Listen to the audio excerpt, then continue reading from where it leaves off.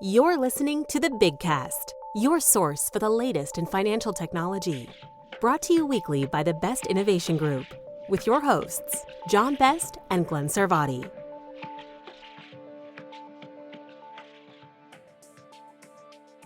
Welcome to another edition of the Big Cast. My name is Glen Sarvati on behalf of the Best Innovation Group, where we like to do cool things with financial technology.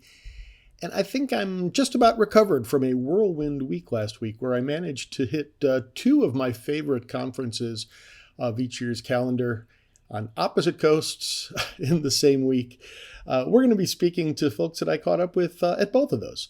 On both coasts, Jane Larimer, the CEO of Nacha, who was obviously out at the Nacha Smarter, Faster Payments Conference out in San Diego, then spent a few days in Orlando, Florida, at the NACUSO Reimagine Conference. I'll be speaking with Eric Berg, who's the co-founder of Duome, who was one of the next big idea contestants this year in that competition. And then back to Nacha for Holly Woodman of the Digital Sovereignty Alliance, and interesting perspective on the state of stablecoin. So we'll be getting to all those in just a minute. I want to remind you can always find out more about the Best Innovation Group by checking out our website, big-fintech.com. Also want to remind you that our next CU Town Hall will be taking place on Wednesday, May 20th.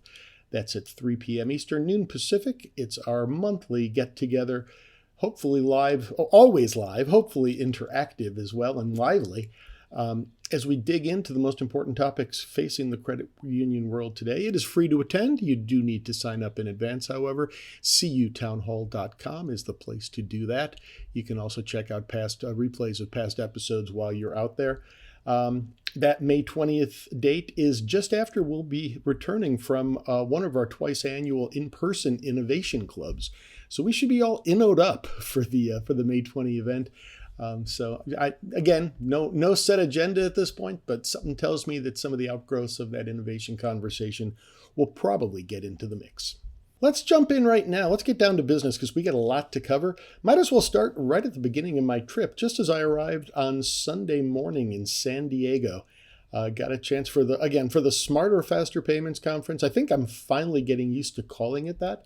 And based on the focus on Same Day ACH and smarter payments and faster payments, I think it's the renaming and the rebranding has really taken. But also has taken is my annual conversation with Nacha CEO Jane Larimer. So we had a chance to catch up before things got too hectic out there for our annual update. It's a lovely day in San Diego, and it sounds like a really good start to the Nacha Smarter Faster Payments Conference. Our annual get-together with Jane Larimer, President and CEO. Thanks for taking the time. Oh, Glenn, I'm delighted to. This is becoming a great tradition. It sure is. 3-4 years now, I think. And then the other, not a tradition, but a milestone, I guess I'd say. I didn't realize that we're already, time flies when you're having fun. The 10th anniversary of Same Day ACH coming up this fall? Yes, in September. It is hard to believe it's been 10 years.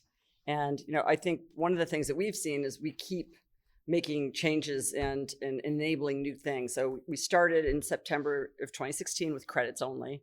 And this was before you were in the organization, but that was when you were the chief operating officer. You moved into the CEO role a couple of years after. Right, that, 2019. So you were involved in the whole rollout, but absolutely. So I was also general counsel. So we did a lot of all of the work on Same Day, took it out to ballot, and then had the phased implementation. So to make sure that we understood the risks and kind of allowed the industry, because once we went live on Same Day, every financial institution in the country had to receive Same Day payments by definition. And like you say, you started with the credit. And then how many years after that? The next year was debits. Just 1 year out, okay. And then we had the funds availability, faster funds availability. And then, so we had the full rollout of what we had balloted by 2018. And then we added, another window. We've gone up with dollar limits, and so we've about to do it again. Yes, and that's it. I mean, going back, I had kind of forgotten that we started. Again, people want to kind of walk before they run, make sure that nothing gets out of control. So it was 100,000 at the start, bumped it up tenfold to 1 million. So it was 25,000 when we started. Oh, briefly, it was actually even before that. Yes, okay. And then we went up to 100,000, and then in 2022 we went up to 1 million. And as of, now you've announced that as of next September of 27, right? Yes, we're going to 10 million. Yes, very excited. Really, this is the late breaking news just here at the conference today. So really looking forward to it. That $10 million. It was funny. I was telling a story when we announced that we had moved from 100,000 to $1 million back in 2022. I spoke at the AFP conference, and where there's corporate practitioners, treasurers, financial et cetera. professionals, right? And I was all excited that we did it. We listened to you, and we've moved it to $1 million. And I was very excited. And a hand went up in the audience, and they said, "When are you going to raise that?" Okay, what have you done for me lately? Exactly. No resting on our laurels. So we're making it to 10 million, and I couldn't help but notice last year RTP brought their limit to 10 million. I mean, I know that they're not exactly identical, but you've got. Do you still think of them as two different use cases? You're not keeping up with the Joneses per se. But. No. I mean, we literally, as I was saying when I was talking to folks at AFP, anybody, corporate practitioners, the minute we moved to $1 million, they said that's not enough and we need more. Because often what we see in Same Day ACH is it's traditional ACH payments that move to same day. Mm-hmm. And so a lot of those payments are over $1 million. And so then you have to break them up into separate $1 million payments. And really, anytime you have to have an exception, so you can't just move all the payments through, it creates friction. And so that's something that we've had, on our plate, we've been thinking about since 2022, but we wanted to make sure, we wanted to make sure that the industry is on board. We wanted to make sure that we understood the risk. We wanted, all the things that surround that, that we were ready to move to 10 million. And is it configurable? Do individual institutions have an ability to say that they want to accept something a little bit lower than that? So the sending banks, so the originating banks can decide what dollar limit they want to go to. So they could move in September of 27. They could move to 10 million, or they could have something lower for their customers. For a while, they'll try 2.5. Absolutely, that's absolutely right. That's absolutely right. And one of the things when we think about Same Day ACH versus the instant payment rails is Same Day ACH. There's clearly it is faster ACH. It is not instant, and it is not irrevocable. That's the key to me. That's the big difference. Absolutely. So having an irrevocable payment, if speed is of the essence, and immediacy, and you want an irrevocable payment, then that's definitely a great instant payment use case. With Same Day ACH, you have the ability under certain narrow circumstances, though, to, if there's an error, to reverse that payment. So you do have that capability, and it's fast, but of course, clearly not instant. So back to that, how fast is fast enough? That's exactly right. So, for a lot of these payments are treasury payments. So I think Same Day ACH, we like to call it optimized for speed. So not instant, but fast. Now, did I do my math right? I went and looked at the same day and the traditional, I don't know what you call it, classic ACH? I like classic. Okay, classic ACH. They both have roughly the same average transaction size? I think roughly, yes. $2,700? Absolutely, yep. Is that, that kind of surprised me. I would have thought, my gut told me at first that same day would have had a higher average. They've come together as we have more and more payments going through Same Day ACH, and as more debits are coming through. So Same Day ACH, one of the things just thinking about versus instant also is that we have debit capability. And Good point. Everything's credit on instant by definition. Exactly. Both FedNow and RTP. Exactly. So we have credit and debit capabilities, and generally speaking, the debit payments are a little bit lower. Dollar amount. So that would be part of the reason why you're pulling it down. Yeah. Okay, that's interesting too. I always like to take a look at the agenda and see what the hot topics are. And there's a few that I think we might have talked about it last year too. Pay by bank. It's like this idea that seems to be kind of bubbling and just waiting for that kind of inflection point. I see a lot of that on the agenda. Yeah, a lot of pay by bank on the agenda, and something that we're interested in. Our Payments Innovation Alliance has a pay by bank work group. It was interesting. Over a few years back, I was attending a series of conferences, and I heard people talking about pay by bank, and they were talking about different things. It's a very kind of nebulous term. It can right. mean a lot of like things somebody was talking about cards, some people were talking about instant, some people were talking about ACH. So, but everybody was nodding, talking to each other, but talking about different things. And so we, at our Payments Innovation Alliance, we started a pay by bank work group so that they could define, bring together folks from all over the industry, financial institutions and payment processors and end users, and everybody come together and define what pay by bank means, and then look to say, Are there, what education needs to be done in the industry? Are there gaps? Are there gaps in the ACH rules? Are there something that we need to be doing to make sure that we're ready for this? How do we work across the industry to come up with this kind of common definition and common, framework for pay by bank? So that's something that we're really interested in. And does that definition involve a specific set of rails, or what? How is it kind of shaken out, or you're still figuring out that? Well, they're still hard at work. Okay, they're still hard at work, Glenn. It's funny because we just had another conversation around the definition of underbanked, and it's still based on a premise of the world of 1990s payments, and it doesn't really apply to today's world, which is actually something I was going to ask you with the 10th anniversary coming up. If you think back to where we were in the payments environment 10 years ago, I mean, to what extent? Obviously, ACH has not stood still, but what else has changed in terms of that you think about the way people go about things? 10 years ago, I think we were probably talking about blockchain still being all things for all people, right? Good point. And now, and quantum was just way out in the distance, and I think most people didn't really talk about it at all. We have some quantum sessions here. AI was not being discussed at all. Pay by bank wasn't being discussed at all. So I think the world, it's funny, and we just started our instant payment rails. RTP came up in 2017? Yes, just after you, I think about a year after. Yeah. So, from when we went live with Same Day ACH 10 years ago, think about all those things that have changed.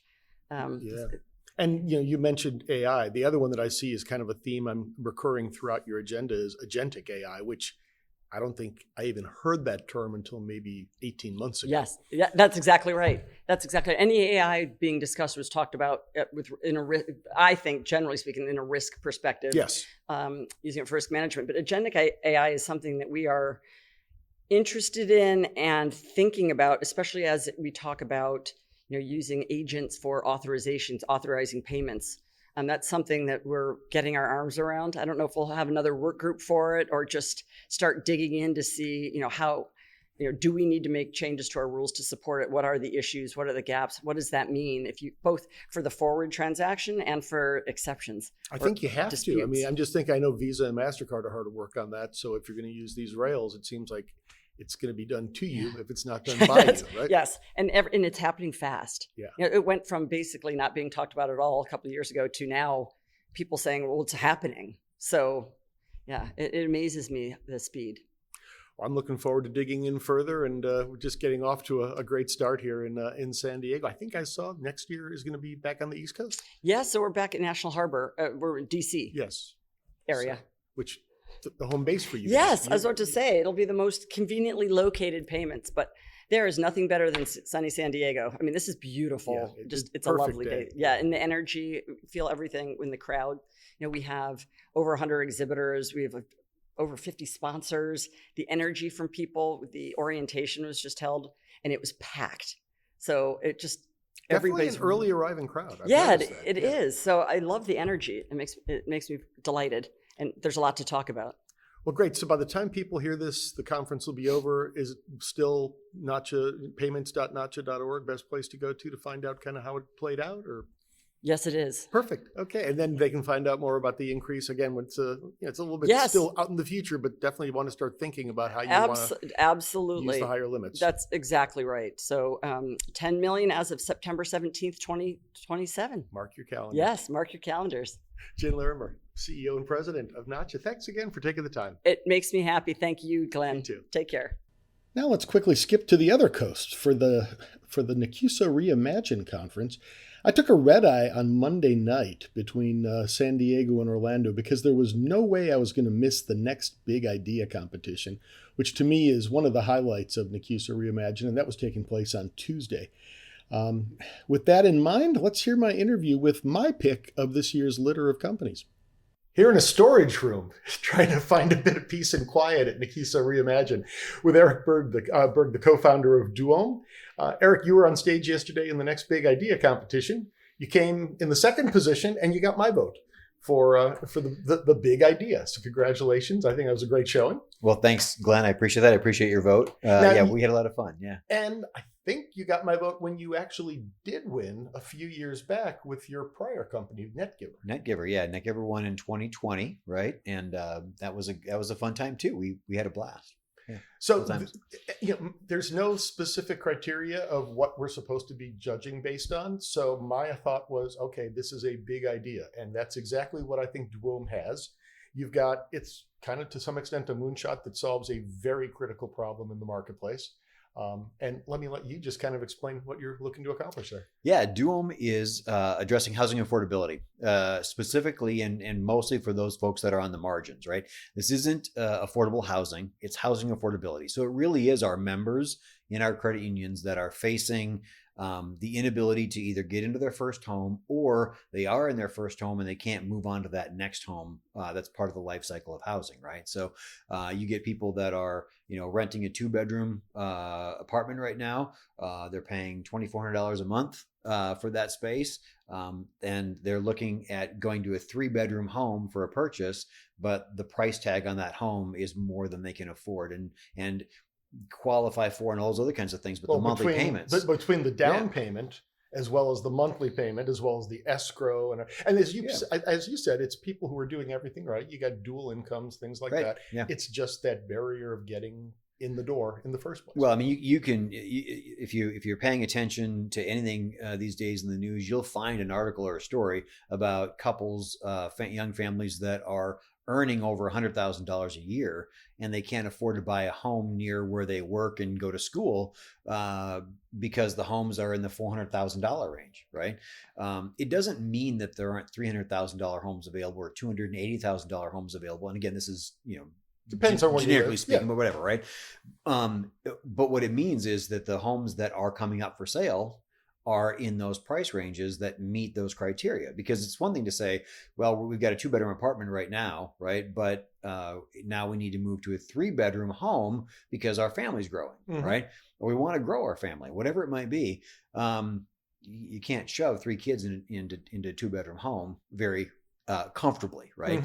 And then at the flip side, it was also, we have to really evaluate whether or not, when you've got a couple with 2 college degrees, they've got 2 incomes and they're making over $100,000 a year, there needs to be a different solution. Because when you go back and you look at where the 30-year mortgage started from, it came about because people couldn't walk into a bank or a credit union and and buy the whole house, right? I mean, whether they buy it from the realtor or whatever, from the home seller. But we created this product to help people get into homes. And that's really what we're looking at here, is just another way to close that gap that has existed since the beginning of home buying occurred, right? And just this morning, the economist that we saw speak, I think he made a great point too. Even when we talk about new home construction, it doesn't tend to be the starter home level because it's expensive enough to build these that they tend to be aiming for a higher value, initial purchase. And because we are 5 million homes short in the U.S., right? That's what we need. And depends on who you talk to. It could be as high as 7 million homes short in the U.S. You're in that cycle of needing to, you're right, build a house that the builder can afford to build, that the homeowner can then afford to buy. And so you've got somebody that's maybe sitting in a $300,000 home and they need to move to a 3 or 4 bedroom free it up for somebody else on that other side. And so Duome is not a down payment assistance program per se. You made it clear that there are plenty of those out there. There are plenty of those out there. A lot of things. And a lot of credit unions right now are doing, different things with down payment assistance and different ways of getting people in. So the credit union writes the mortgage, and Duome brings in impact investors to be able to co-invest alongside the homeowner in the home. And that's, you used kind of the rich aunt metaphor, which I thought was a good one. And it's not somebody who's purely just giving a donation. It's somebody who's basically co-investing with you. Yeah, as a tenant in common, they own the home. So the fund will own the home alongside the homeowner.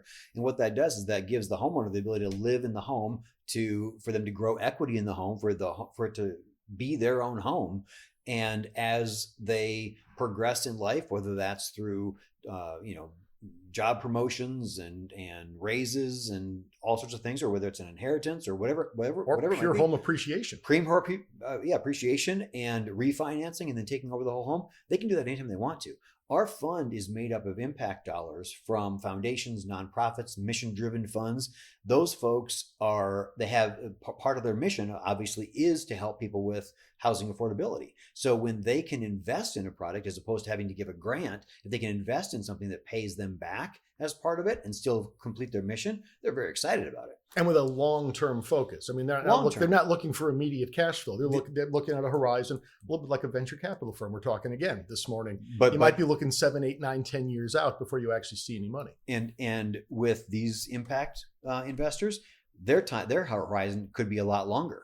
They don't need to see a 20% return, and they don't need to see, I need my money back in 7 years, right? Exactly. In some cases, they might want to turn it over and put more money to work in other areas, but another fund of theirs might be taking over to be part of that. And it really all depends on how they want to structure that, and provide the flexibility for them to be able to invest in a fund where they have the flexibility to do that. Now, I'm guessing that the way you approach it, like you say, Duome will bring together the funds that will actually create the pool of money to close the gap. Yep. Do you picture that being done kind of on a geographical level? Like, I picture a lot of these funds probably being interested in focusing on a specific, demographic, I know you're based in Minneapolis. Somebody might be a Minneapolis fund, might be a Chicago fund. Would you have different pools of money for different Almost districts? Absolutely. And I say that because if you think about a field of membership of a credit union, right, that regional footprint that they have is very similar to the regional footprint from the foundation or from the family offices or from the mission funds that are in that same area. So as we talk to both credit unions and impact investors, they like that overlap. They like being community focused. And that's a very, very powerful part about what we as a credit union industry can bring to the foundation industry and the impact investment industry as a way to say, hey, we've got the rails to deploy this in your community, and we're not taking the money out of your community. At the same time, there are some organizations that are nationwide organizations, large foundations that have said, let us know where we can help in different areas, and we can put money in those areas where the fund might need to grow a little bit more. And the need is the greatest. The need is greater, yeah. I was also just thinking, this is a little bit more than your standard vanilla mortgage when you have multiple owners and things like this. So, some folks may shy away from it, but if someone's agreed, a credit union's agreed to work with Duome, they develop an expertise and a knowledge. So it's not like they're seeing this for the first time. So if they're writing more of these, they probably know what to look for in terms of, I'm not sure if there's a term for it when you have multiple owners of a home. It's a tenant in common agreement. Okay. Right. And it's very, very common. Okay. It exists in a lot of cases. Let's say for you and I, for example, we are going to go into buying townhomes and renting them out. Right. You and I, as separate entities, two different people, would be tenants in common in buying that property. So it would be a little bit different than a standard residential mortgage, but more of a business opportunity. The mortgage is still the same. Yeah. The tenant in common relationship is the legal agreement. So that's different. Okay. So the mortgage, when we talk to our credit unions, the mortgage is whatever the credit union wants to write. You design a mortgage or have a mortgage or use whatever mortgage works best for the situation to help with the homeowner and the family that needs it. On our side, the rich aunt is just coming in and investing whatever portion of the home that the homeowner is asking for, an investment up to 49%, because we want them to own 51%. But yeah, it's really what the credit union wants to have set up for their own. So that's a good clarification that I did not get. So the whole idea is to close the gap. So the gap is being closed with the funding in this separate agreement, and then the mortgage itself is a standalone agreement. It's its own thing. It's whatever the credit union sees fit. And we've had credit unions that have talked about doing 0% interest or 0% down on the mortgage. We've had credit unions that talk about going 106% LTV to help their members out with different things. And we're fine with all of that, how they want to structure that, because it's their mortgage. They're the ones that are underwriting it, and they're developing their risk profiles. As a co-owner in the home, we're putting in the cash, so that's an asset that we own.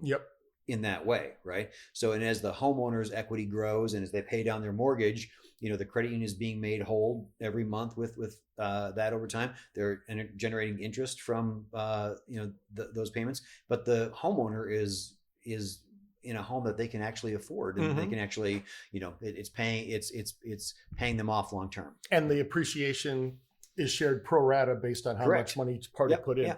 So, I have to be totally honest, when I'm listening to this whole thing, I was very inspired by it, and I could come up with several things in my head with what about this problem? What happens if, somebody thinks you should sell, the other person thinks you shouldn't? What if you want to do a renovation that may not be necessarily financially responsible?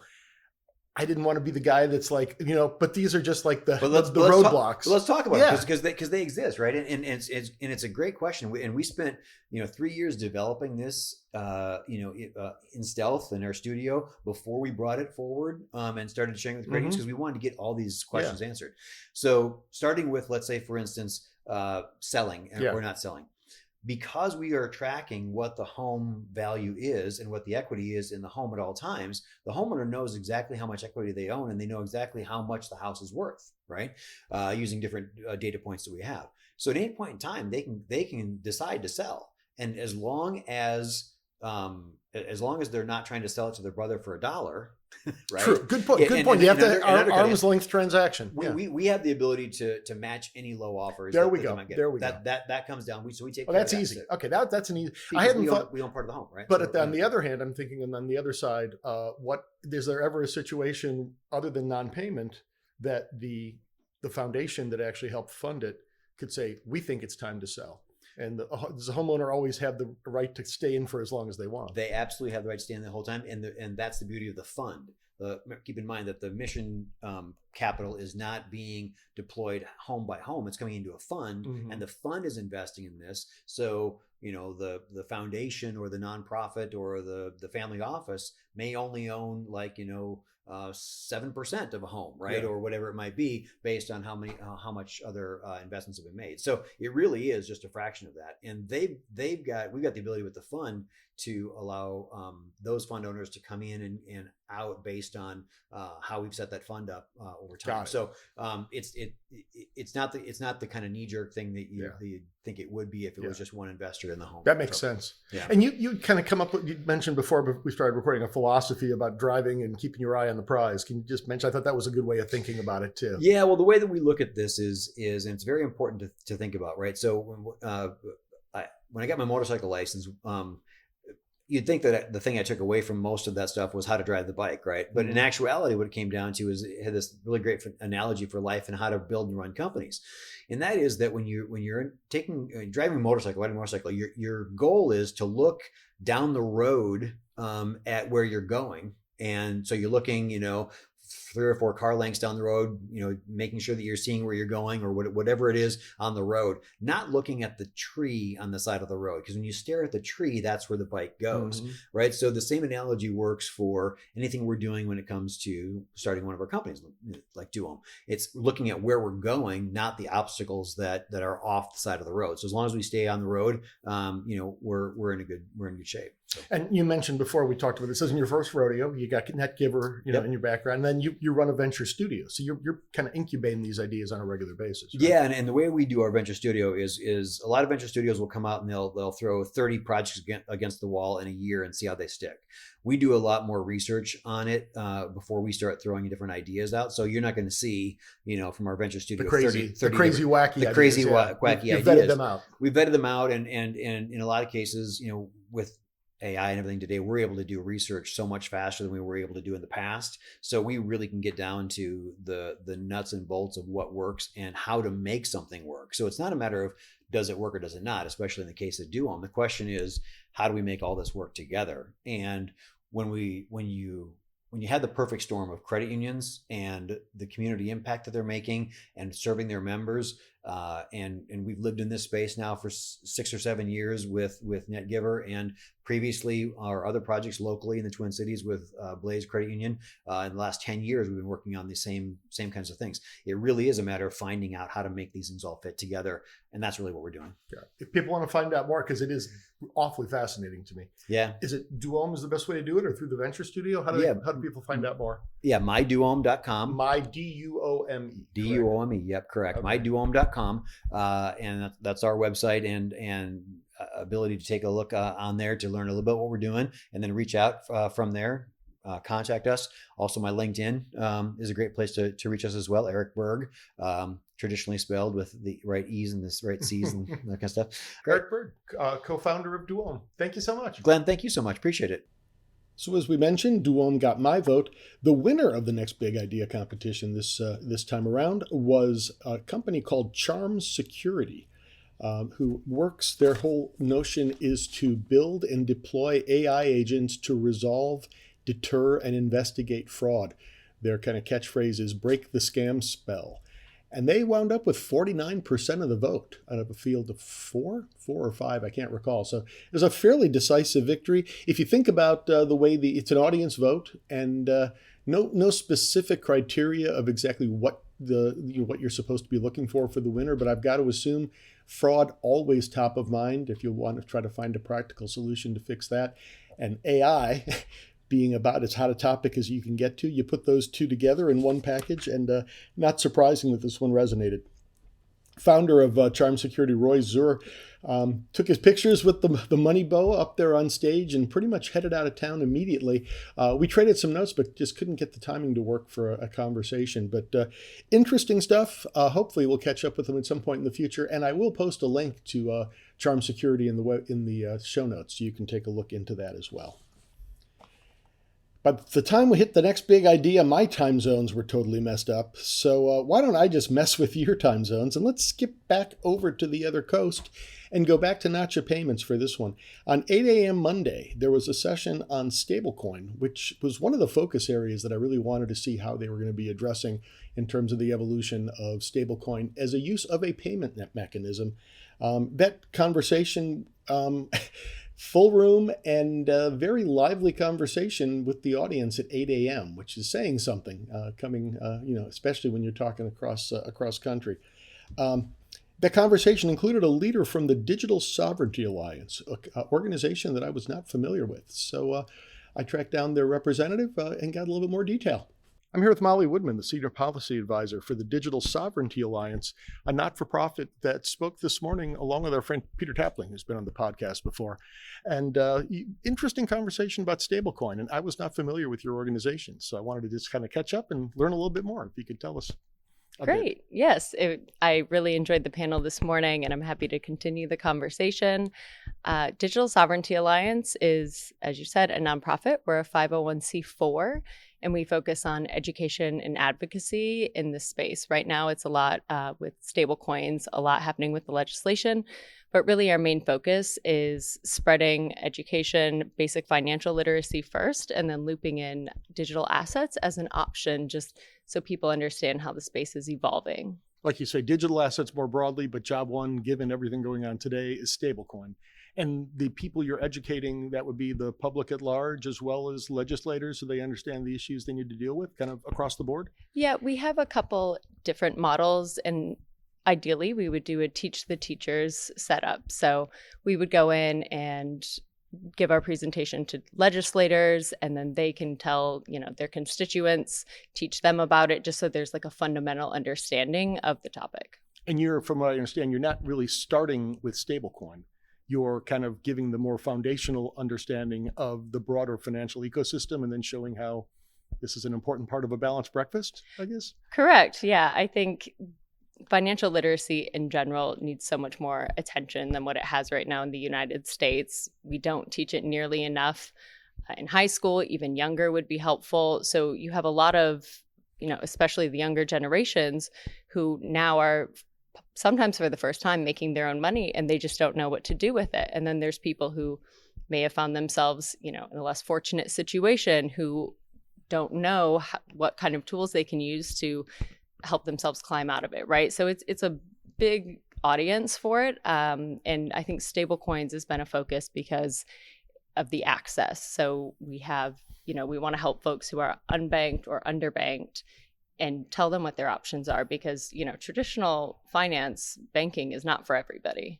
And one of the things that came up in the panel, I forget if it was you that mentioned it or Peter, that, in talk about the need for education, there's a good bit of the population that still thinks that stablecoin can vary in value, that they can be volatile in terms of their valuations, which is exactly the opposite of what they were designed to do. Correct. Yeah. 42%, according to that study that we cited. It's a real problem. And so, there's education and understanding the basics. And then there's just trying to break through all of these assumptions that are made about it. I heard it once said very well, where it's just because Bitcoin and stablecoin both has coin doesn't mean that they're related, right? Yeah. So stablecoins were brought in to fix that volatility issue. And then as we've moved forward with such innovation, there's so many more opportunities. So I think it's really important that people understand the core possibilities with it. And one of the other things that came up is the idea that some people just refer to stablecoin as if it's one thing, whereas the reality is there are a whole lot of different stablecoins, and there's more coming every day, which is, I think, both a blessing and a curse in terms of how that actually plays out in the marketplace. Right. And I think we're going to see that evolve quite a bit, especially with all this legislation pending. We had Genius that went through last July and will be fully implemented by January. And then we have market structure that's right on the horizon. Clarity referring to? Clarity, yeah. That will hopefully pass soon. And I think, once we have that established, we're going to see the industry sort itself out, I think, right? There are a lot of different options, and many of them may not be able to follow the regulations, right? Like we hear a lot about deposit flight with banks and that they're nervous about that. There's a whole nother sector from the industry side of these smaller companies that offer stable coins that won't be able to afford everything that the regulations requires to follow, AML, KYC. And that's one of the things we talked about. The PPSI was the abbreviation. Remind me again. What it's stablecoin issuers, basically. Yes, yeah, it's the issuers, and this is the regulations that are coming out now. It's basically all about them. It's saying what you can do, what you can't do, and I know the industry, of course, one of the biggest motivators for being part of the blockchain system is that decentralized aspect of it. But as I said in the panel, everybody wants decentralization until they want their money back. And then you got to find who you're going to call. Then you got to figure it out, right? So when does the issuer get involved, or who is getting involved if it's not them? So it's an interesting path that we're going down now to establish that, and the regulations are really going to help. So one of the other things that came up is the research that you've done. I think it was a American banker published study. It was a BVNK that I think actually was behind it. That the majority of consumers say that they would be interested in stablecoins if they were offered through their financial institution, which is fascinating to me because it's kind of a little bit of a paradox, because it started with the whole idea of they wanted a way to do things without the banking system. Yeah, well, look, I mean, people want options, right? And they can want options, but still not be comfortable with the unknown. If, again, that education aspect is so important. But traditional banks, even if somebody has a distrust of their bank or they're just not a real big fan of it, it's an established entity. It's been around for a long time. And so they trust the institution of it at least. So I do think we're going to see a lot of integration in that space. One, for the banks to keep up with this technology that's expanding. And then number two, just for the industry to have a wider reach than what it currently has. So that's, again, in the early stages, all you need is a small number in the bleeding edge that don't necessarily have that attitude. But if you're going to hit the mass market, that trust equation still comes into the mix. Right. And it's kind of a chicken or the egg situation, right? Because we have merchant acceptance is the other big one, right? That was also over 70% of people. So I believe it was over 70% said that they needed majority buy-in from merchant acceptance in order to start using it. Because if it's not convenient, we don't want to use it, right? If it's not simple, we don't want to. All I have to do right now is pull out Apple Pay or my credit card and tap it. And if it's any more complicated than that, I can tell you, I understand why people are disincentivized. Yet another one of the things we talked about during the session was it seems like the merchant value proposition is starting to kind of sink in a little bit more. And I think we all kind of agreed that for the consumer to really buy in, it's going to have to be pretty seamless and not look like, so figuring out what that incentive situation is for them to make the change from their locked in behavior. Right. Probably the biggest hurdle to get over, I would think. Yeah. And, I think the industry's over here screaming that it shouldn't be a hurdle, right? Because what do you get with stable coins? You get more speed, it's more affordable generally, and you have this access. And a big part of it is these cross-border payments. And, again, it's helpful to the merchants too. So I think consumers will get on board when they realize, when it really sinks in how much potential this has and how much more convenient it can be. Because I feel like the technology is definitely more convenient. It's just getting people on board. Yep. Well, if people want to find out more about the work that you're doing, website, best place to check out? Yeah. Digital Sovereignty Alliance. We're on LinkedIn. We've got a website, and we are always looking to help out. Most active on the LinkedIn website? I would say LinkedIn, definitely. Great. Yes. Great. Molly Woodman, Senior Policy Advisor. Thanks so much. So there you've got our first batch of conversations that we got last week through our visits both to the Nacha Smarter, Faster Payments Conference and the NACUSO Reimagine Conference. Next week, we'll be back with more conversations from both conferences. And that may or may not be the end, because I'm still talking to some other folks. Met a lot of interesting people in both places and a lot of ongoing conversations that I'm sure, and that's exactly the reason you go to these things, right? You don't want to have a conversation, say, hey, it's nice to meet you, see you, and then never talk to the folks again. I think there was plenty to dig into that is going to lead to some ongoing discussions. So continue to look into those. I hope you'll continue to look into the Best Innovation Group, big-fintech.com, the best place to do that. You'll find our Grand Poobah John Best out on LinkedIn as well. You can find me there, Glen Sarvati, via my firm, 154 Advisors. At the big-fintech.com website, if you go to the Media tab, you will find past episodes of the Bigcast. This has been heavy conference season, so we've had a lot of great conversations out there. Including going all the way back to, I guess, kind of the start of the week was, or the conference season was GAC. There's yet another one this week that I could not go back out to San Diego for again, but Finovate Spring is probably kicking off just about the time you're listening to this, assuming that you're picking it up as we drop the podcast. I'll be following that one from a distance, and we'll probably be reporting out on the Best of Show winners there. Had a lot more companies that I'm not familiar with on the stage, which gave me an even greater degree of FOMO for not getting out there, because I love to see the new stuff. I'm curious to see how they show on stage. If you're so inclined, we would always appreciate if you would follow whatever you have to do on your podcast platform. If you're picking this up on the Best Innovation Group website, or any place for that matter, you can find the show notes attached to it, and hopefully follow through to the links and find out some more about the companies we're talking about and some of the topics that we're digging into. As I said, back with more content next Tuesday on the Bigcast. As always, thanks so much for listening. Check back each week for the latest from the Bigcast. Or better yet, we hope you'll consider subscribing for free via Spotify, Stitcher, Apple, or wherever you get your podcasts. If you have questions or comments, we'd love to hear from you. Tweet us at Big Fintech, email info@big-fintech.com, or visit us at big-fintech.com and click on the Media tab, where you can post a comment or check out our archive of hundreds of past episodes. See you next week.